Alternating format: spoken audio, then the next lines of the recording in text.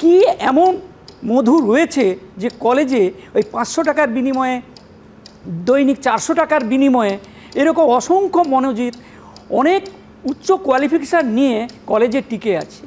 এটা জানতে গেলে আমাদেরকে একটু প্রথম থেকে জানতে হবে যে কিসের সন্ধানে এই মৌমাছির দল কলেজে ঘোরাফেরা করে। এর মূল লক্ষ্য হচ্ছে অ্যাডমিশনের মাধ্যমে ছাত্রদেরকে ধোঁকা দিয়ে প্রচুর লক্ষ লক্ষ টাকা মুনাফা অর্জন, এটা প্রথম।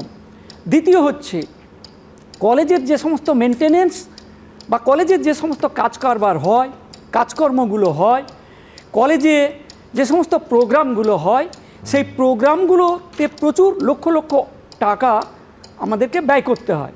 সেই ব্যয়গুলো তাদের মাধ্যমে নিয়ন্ত্রণ করার জন্য এবং সেখান থেকে প্রভূত মুনাফা অর্জন করার জন্য এই রকম মনোজিৎ আমরা সরকার প্রসূত প্রায় সব কলেজগুলোতে আমরা দেখতে পাবো।